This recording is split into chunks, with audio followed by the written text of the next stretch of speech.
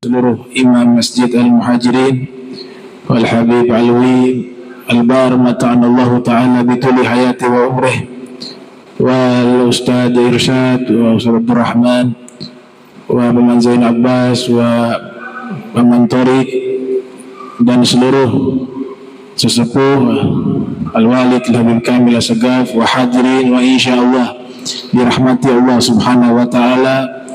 Kita hadir di malam yang mulia ini. Pernah di masa Nabi lampu pijar beliau padam, ya. Jadi zaman Nabi kan nggak ada lampu listrik, lampu pakai minyak.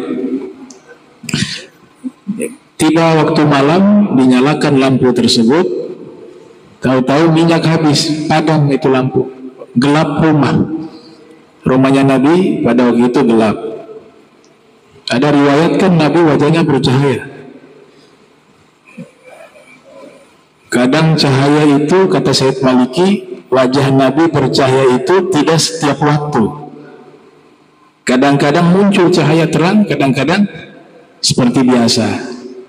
Itu kata Abu Syed Maliki. Makanya kalau ada riwayat di ruangan yang gelap Nabi tiba berubah menjadi terang, itu memang wajahnya lagi sedang bercahaya dan betul-betul mengeluarkan cahaya. Tapi kata Abu Ya, itu tidak setiap waktu. Ada momen-momen tertentu wajah beliau bercahaya. Nah, pada satu waktu lampu pijar beliau padam di malam hari karena minyaknya habis. Kemudian Nabi mengatakan inna lillahi wa inna ilaihi raji'un. Pada waktu itu di rumahnya Sayyidah Aisyah.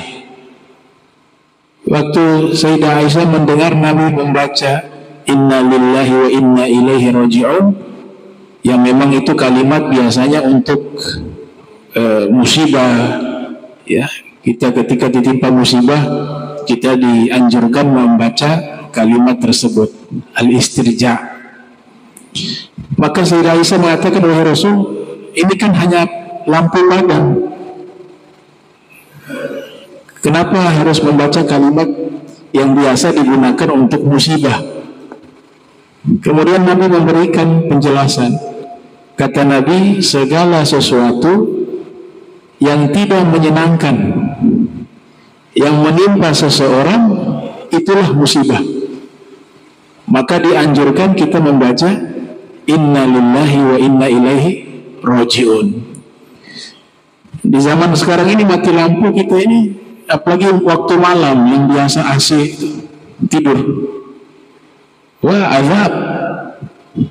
Mau tidur di luar nyamuk, di dalam kamar kepanasan, betul tidak? Ada musibah. Lawan dari musibah berarti nikmat. Nah, sudah berapa tahun ini kita nikmati nikmat ini? Apakah pernah kita berterima kasih kepada Allah, ya Rob, ini listrik menyala? Baru sekali mati kita baru merasakan, oh ternyata ini kenikmatan, gitu. Artinya Allah berikan banyak sekali kenikmatan kepada kita, termasuk yang di zaman kita nikmati kenikmatan tersebut adalah adanya listrik. Itu kenikmatan. Jadi sekarang kalau mati lampu jangan terora, ya, jangan mengeluh, tapi bacalah kalimat inna lillahi wa inna ilaihi raji'un. Kita serahkan kepada Allah Ta'ala.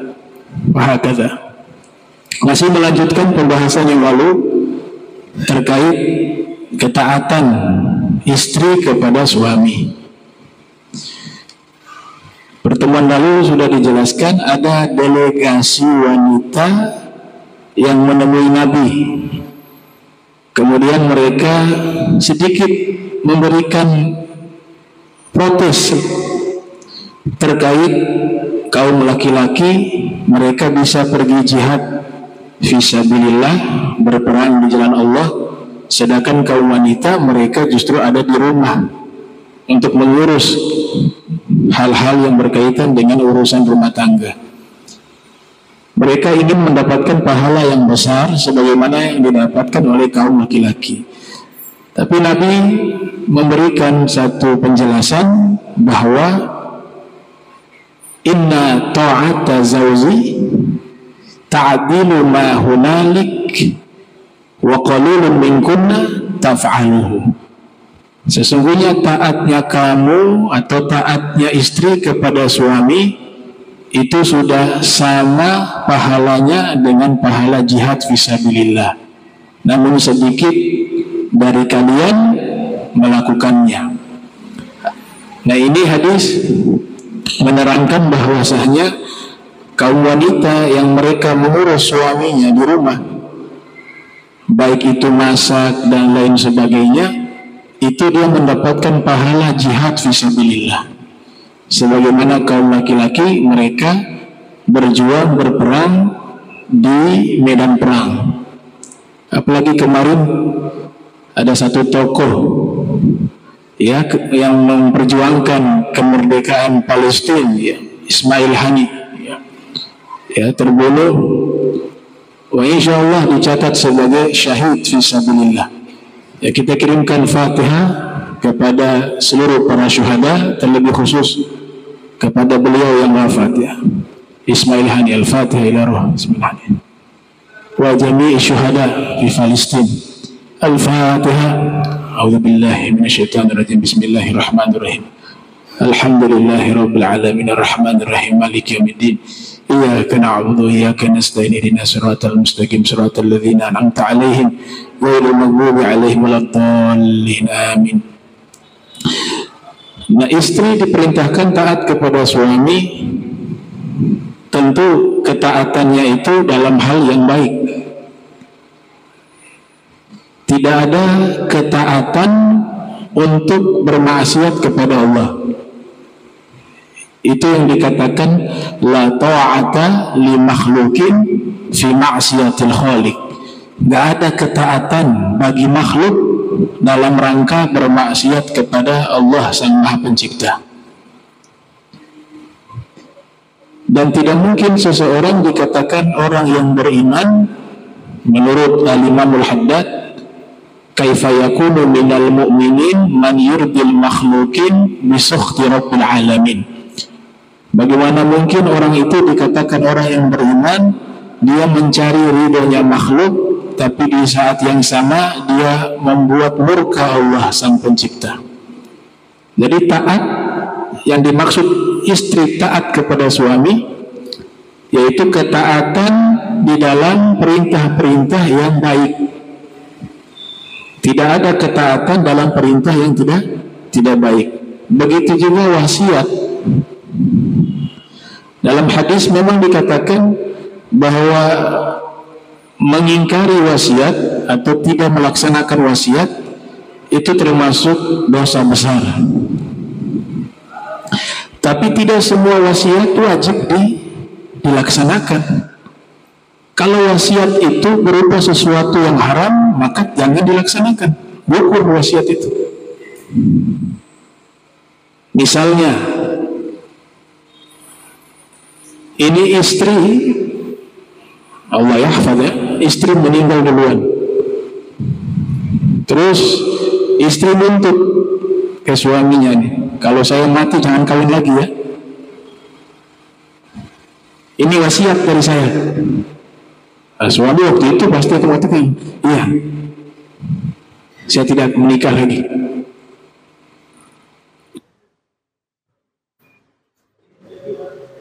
Wasiat. Nah, wasiat ini nanti setelah meninggalnya istri, ternyata perjalanan waktu suami ini tidak mampu hidup sendiri, hampir-hampir terjerumus dalam maksiat zina. Maka wasiat ini tidak harus dilaksanakan. Dia bisa menikah lagi. Kenapa? Karena wasiat ini berkaitan dengan apa? Dengan masalah ibadah. Pernikahan itu ibadah. Nah, orang yang tidak mampu menjaga diri dari perzinahan, maka dia hukumnya wajib menikah. Kalau dia mampu untuk menikah, bukan sunnah, wajib. Itu dalam kitab Fathul Qarib. Nah, itu contoh wasiat yang tidak harus dilaksanakan. Kemudian riwayat dikatakan laki-laki tidak boleh taat sama istri, tapi bisa menerima pendapat. Kalau laki-laki taat sama istri, fungsinya terbalik. Yang menjadi kepala keluarga istri. Maka Nabi katakan dalam riwayat, ta'atul mar'ati nadama. Seorang suami taat kepada istri itu satu penyesalan. Kenapa? Karena semua keputusan yang diberikan oleh perempuan itu, mereka ketika memutuskan sesuatu, yang pertama kali adalah keputusan itu berdasarkan perasaan. Baru setelah itu logika. Karena hukum perempuan itu dia perasaan dulu baru logika. Nah, hukum menghukumi sesuatu berdasarkan perasaan tidak objektif. Antum bisa lihat perempuan kalau bawa motor, dia belok dulu baru lihat. Belok dulu baru dia lihat kanan kiri. Karena perasaannya, oh aman nih perjalanan, aman. Jadi perasaan itu yang jadi hukum utama. Oh, gak ada mobil yang lewat, dia lewat dulu baru dia lihat kanan kiri. Beda dengan laki-laki. Laki-laki itu dia harus lihat dulu kanan kiri baru dia lewat. Karena laki-laki memutuskan sesuatu pertama dengan akal, logika. Baru setelah itu pertimbangan perasaan. Kalau perempuan perasaan dulu baru berpikir, logika. Itu sudah disampaikan oleh Nabi kita Muhammad SAW. Tapi bukan berarti semua sarannya, pendapatnya ditolak. Tugas kita bukan menolak semua pendapat dia, tidak. Tapi kita menyeleksi pendapat mana yang bisa kita jadikan keputusan. Makanya Nabi katakan taat kepada istri suatu penyesalan. Ta'atul mar'ati nadamah dalam riwayat. Sebab itulah hukum Islam melarang, saya berani katakan melarang, perempuan menjadi kepala negara. Bisa di kepala-kepala yang lain yang tidak ada hubungan dengan mengurus urusan masyarakat dan bisa mengeluarkan satu hukum. Dia sifatnya kepala yang sifatnya eksklusif. Ini bukan pendapat pribadi saya, tapi ini pendapat para ulama-ulama terdahulu. Di antaranya Imam Al-Mawardi dalam kitab Al-Ahkam Sultaniyah. Dan di zaman Nabi terjadi itu. Terjadi. Ada satu wanita dilantik jadi raja di satu wilayah. Informasi ini sampai kepada Nabi. Kemudian Nabi kita Muhammad SAW, beliau mengatakan, lan yuflih qaumun walau amrahum imra'atan. Tidak akan sukses satu kaum, lan yuflih qaumun walau amrahum imra'atan, yang urusan mereka dipimpin oleh seorang wanita. Itu sabda Nabi kita Muhammad SAW. Karena kalau mereka sudah memimpin tadi, semua keputusan berdasarkan perasaan, bukan diskriminasi, tidak. Memang fitrah manusia Allah ciptakan ada laki-laki, ada perempuan. Kedua ini saling melengkapi dan punya kelebihan masing-masing. Di antara kelebihan perempuan yang tidak dimiliki oleh laki-laki, perempuan itu fokusnya itu dia bisa dalam waktu yang sama fokus dalam beberapa kejadian. Memang settingnya, akalnya manusia, perempuan itu seperti itu. Dia bisa sambil telepon, sambil masak, sambil lihat anak. Tapi kalau laki-laki hanya fokus satu. Dia gak bisa fokusnya terbagi menjadi 3, 4 dan seterusnya. Tapi perempuan mampu. Dia fokus dalam waktu yang sama dalam kejadian yang berbeda. Coba perhatikan, kadang-kadang lawan bicaranya 3 orang bicara bersamaan, dia dengar itu bisa. Ini yang satu dia paham, yang kedua, yang ketiga dia bisa menangkap 3 percakapan di waktu yang sama. dan dia mampu memahami itu. Tapi kalau kita laki-laki tidak bisa. Misalnya 3 orang bicara kepada kita seorang diri, kita akan lihat itu satu dulu, mana dulu. Itu kelebihan perempuan. Ada juga kelebihan laki. Likulli syai'in maziyah, ya, segala sesuatu punya kelebihan. Kelebihan perempuan lainnya itu yang tidak dimiliki oleh laki-laki, mereka detail, tafsil. Kalau belanja lihat tuh, keliling dulu. Lihat, ada mau pergi di tempat makan yang biasa sering makan di situ. Kalau tutup ruang makan itu, kalau laki-laki sudah kita cari tempat lain aja. Oh, perempuan tidak. Kenapa dia tutup? Biasa buka ini. Karena memang fitrahnya tafsil, dia detail. Laki-laki tidak suka yang ribet-ribet. Begitu. Mau beli pakaian, pokoknya ini sudah saya beli. Tapi mereka harus cari secara spesifik ini. Kemudian perbandingan harga dan tawar menawar, itu jagonya mereka.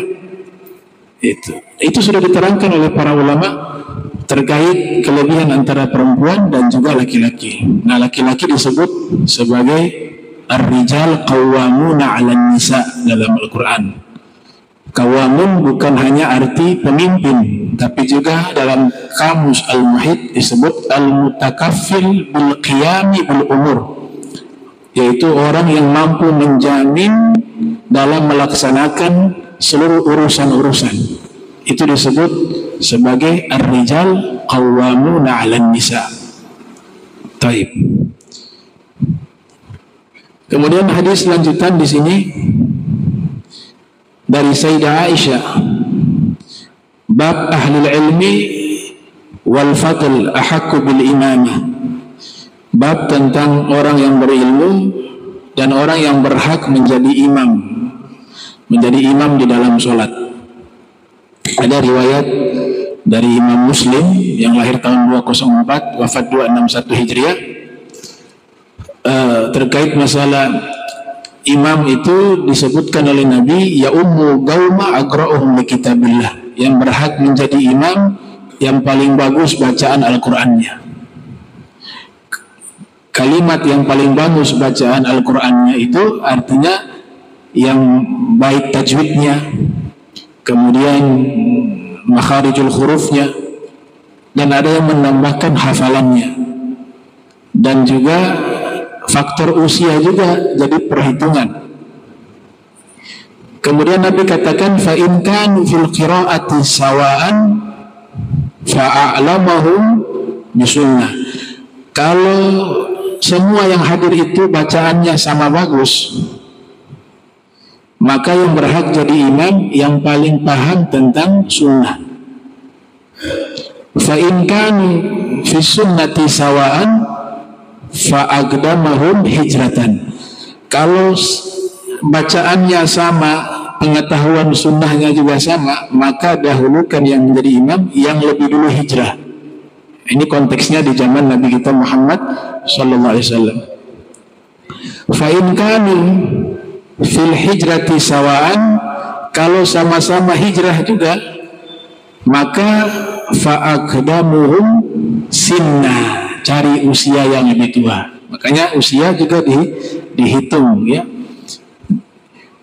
4 mazhab mengatakan, mazhab Hanafiyah mengatakan kalau imam rawatib, ini kata pendapat para ulama, imam rawatib, imam yang sudah dijadwalkan tetap di satu masjid, itu yang paling afdal dibanding yang pendatang tidak masuk kepada imam rawatib.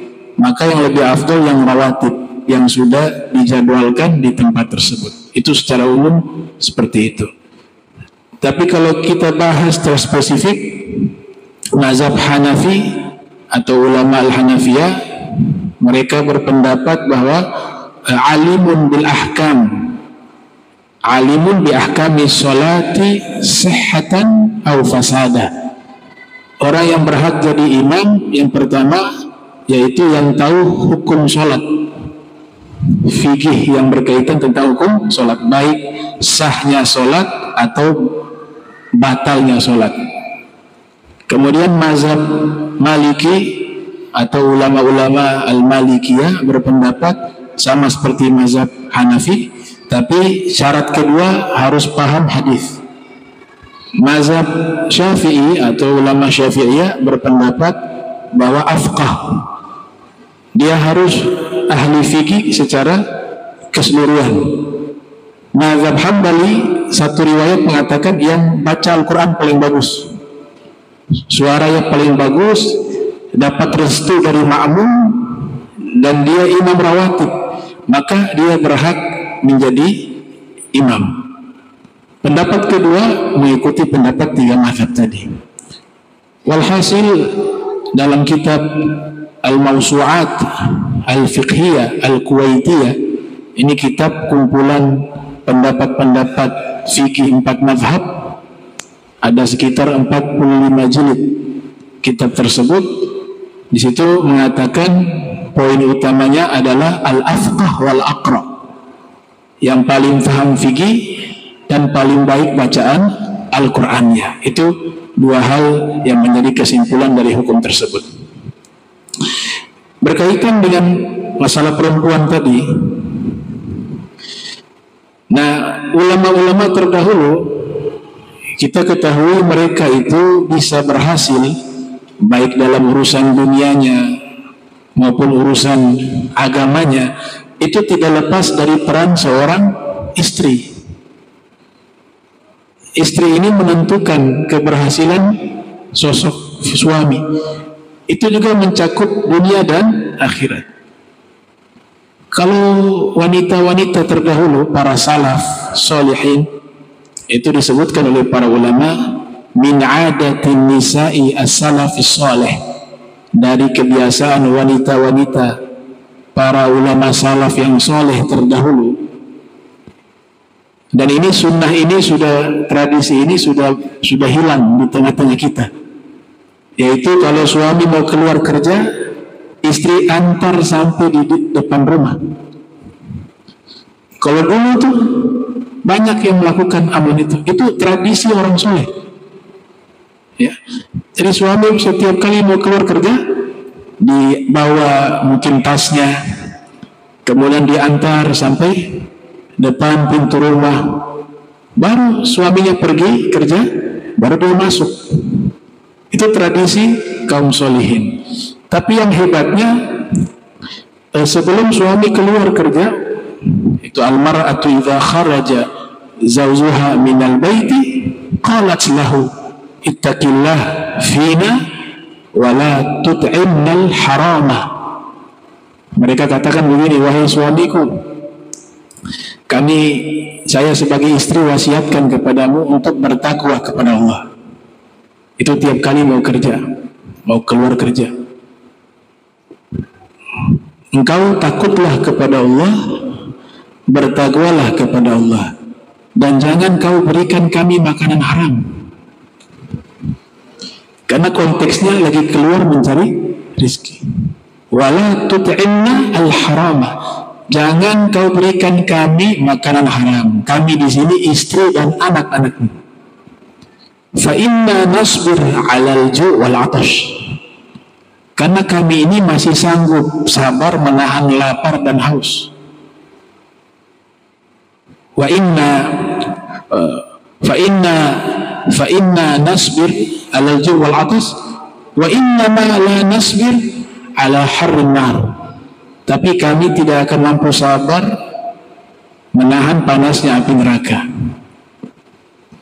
Itu wasiat yang selalu disampaikan oleh istri-istri kaum solehin terdahulu. Kalau sekarang tidak semua ya, cari sebanyak-banyaknya ya, mau belanja nih, ya, mau haram ke mau halal, yang penting mau belanja besok sekian juta, kamu harus cari. Akhirnya suaminya terjerumus, ya, terjerumus akhirnya. Maka ini ulama ketika membawa cerita ini, itu memang cerita yang nyata. Kebanyakan orang-orang soleh terdahulu seperti itu pengamalannya. Baik. Kemudian pembahasan yang ketiga ini, hadis ini menerangkan tentang masalah saf. Ya, saf ini memang dianjurkan rapat ya. Dalam Al-Quran itu bukan hanya dalam masalah sholat, masalah jihad fisabilillah, ketika mau berperang menghadapi musuh, itu sunnahnya itu harus bersaf secara rapat. Bahkan Sayyidina Umar bin Khattab menggunakan pedang untuk meluruskan saf. Dia di garis itu, sehingga siapa yang kakinya tidak rata kena itu pedang di garis itu saf. Dan di dalam Al-Quran Allah Ta'ala berfirman ya, yang innallaha yuhibbul ladzina yuqatiluna fi sabilihi shaffa ka'annahum bunyanun marsus. Sesungguhnya Allah mencintai, innallaha yuhibbul ladzina yuqatiluna fi sabilihi, orang-orang yang berperang di jalan Allah itu mereka berbaris rapat, shaffa, shaf ya, ka'annahum bunyanun marsus, seakan-akan mereka seperti satu bangunan yang tersusun rapat.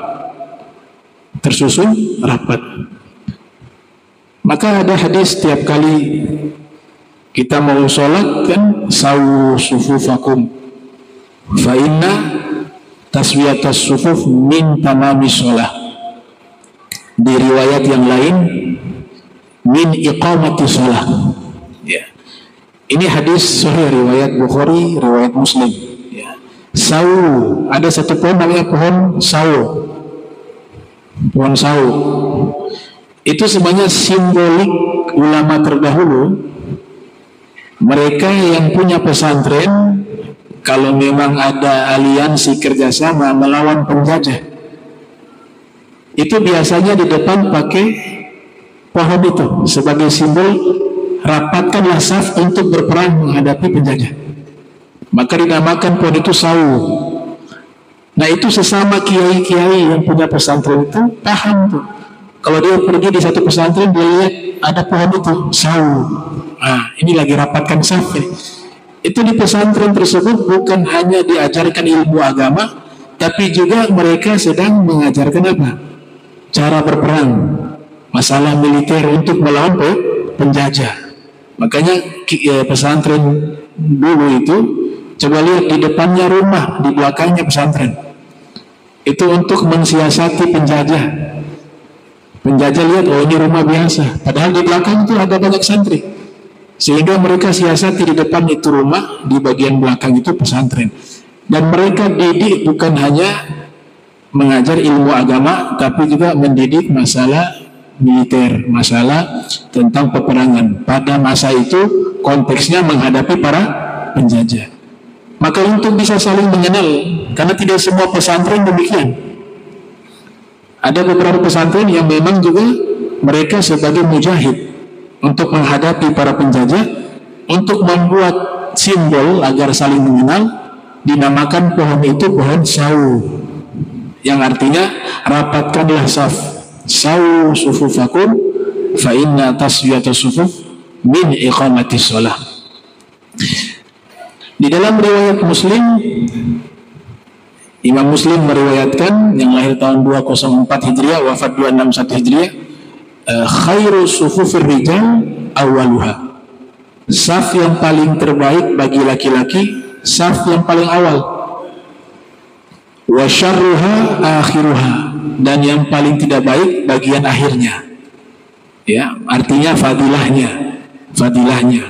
Kalau masbuk ya memang terlambat datang, tapi di awal waktu usahakan berada di saf awal. Kalau sudah penuh saf kedua, nggak ada masalah, pahalanya sama karena memang kondisi.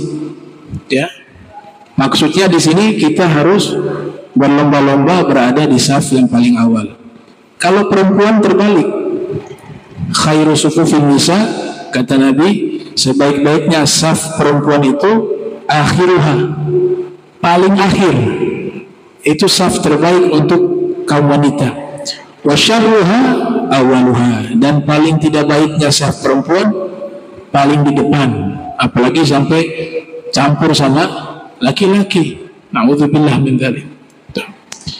Akan tetapi ini tidak mutlak. Ada anak-anak yang muda, yang masih anak-anak, safnya itu tidak harus saf awal, harus dahulukan orang yang lebih tua, atau ada orang yang berilmu, atau ada orang yang dihormati sebagai tokoh masyarakat. Nah, yang masih anak-anak, afdolnya di saf belakang. Atau memang saf awal sempit, dia datang sudah sempit, dia paksa untuk masuk, maka fadilah saf awal tidak didapatkan, malahan dia masuk kepada hal yang tidak baik karena sudah mengganggu orang di saf awal. Ini kaitannya juga dengan masalah adab kepada orang yang lebih tua. Ya, dalam saf saja diajarkan anak-anak kecil dengan orang tua, kita lebih mendahulukan orang tua itu berada di saf awal. Dan yang mengalah karena sebab masalah tadi, kata Al-Habib Idrus Al-Habsyi mengatakan, man taraka as-saf al-awwal makhafatan an yadika ala ahlihi faka'an yakun asanna aw ashrafa minhu a'tahu Allahu mithla sawabi safil awal min ghairi an yanqusa min ujurihim syai'. Siapa yang mengalah, tidak mau masuk saf awal karena takut mengganggu yang di depan atau membuat menjadi sempit, atau karena sebab ada orang yang lebih tua dari dia atau lebih mulia dari dia mengalah, tidak memaksa di saf yang awal, maka Allah akan berikan dia pahala yang sama, pahala keutamaan saf awal, tanpa mengurangi pahala mereka sedikit pun. Nah, ini bagian daripada adab. Kalau kita hanya menggunakan satu hadis itu, maka semuanya, yang muda, yang anak-anak, berlomba-lomba di saf awal, hilanglah etika dan akhlak. Masa yang anak kecil di depan, orang tua di belakang.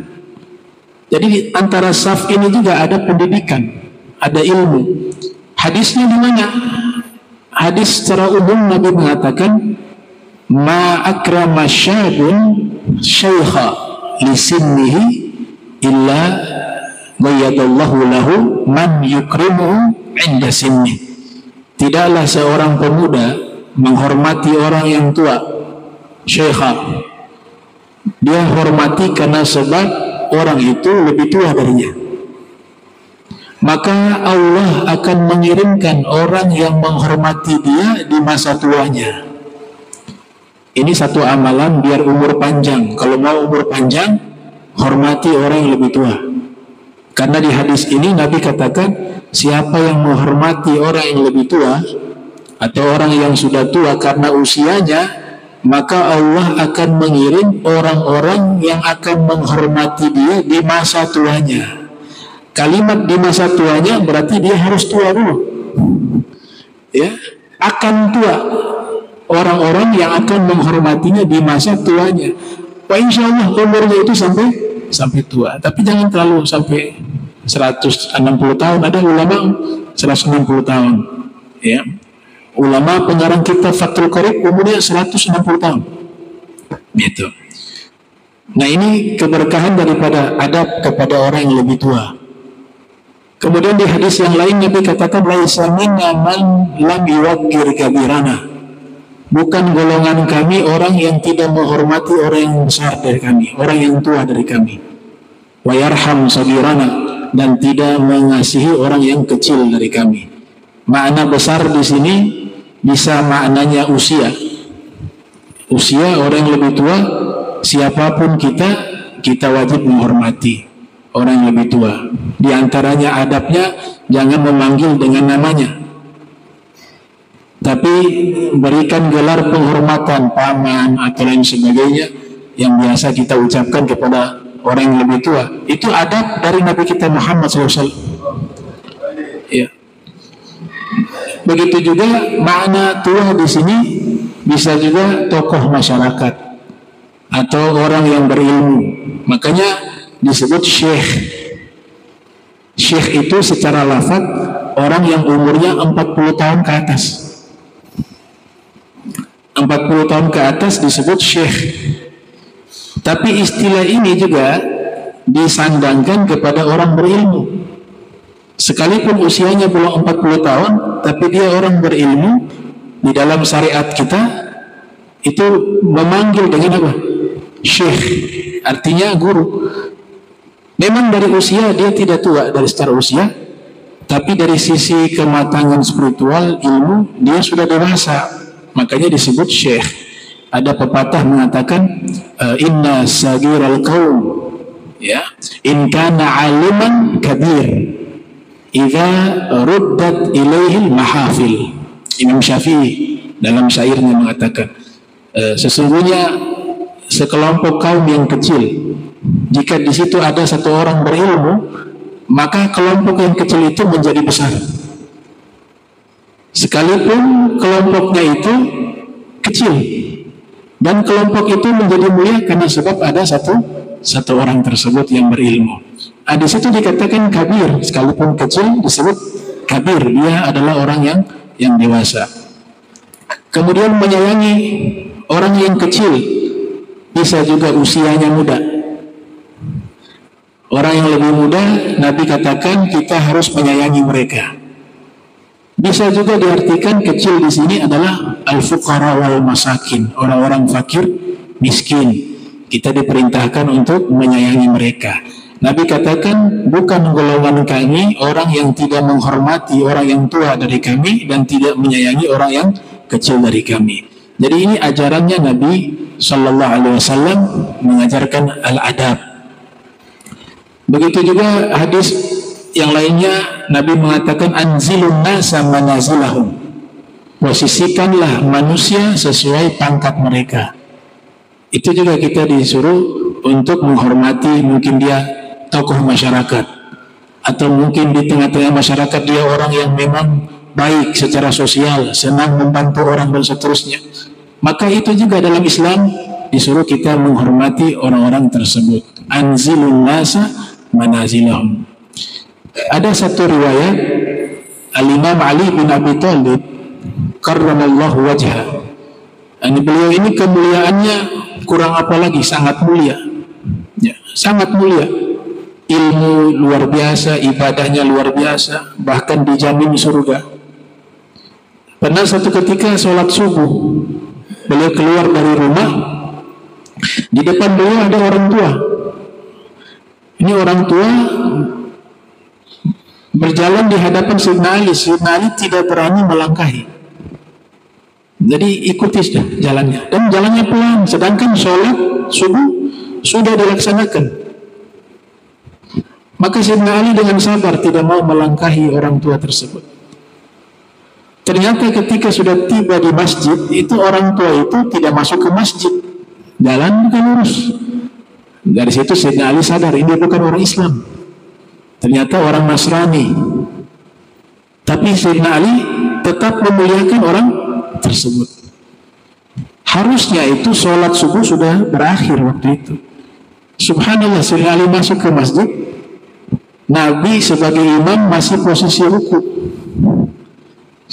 Semua makmum juga posisinya ruku, sehingga Sayyidina Ali masih punya kesempatan mendapatkan fadilah sholat berjamaah di waktu subuh dan mendapatkan waktu sholat subuh belum keluar dari waktunya.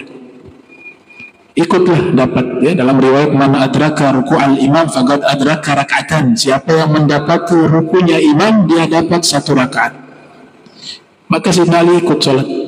Selesai sholat, sahabat-sahabat bertanya kepada Rasul, wahai Rasulullah, ini ada yang aneh.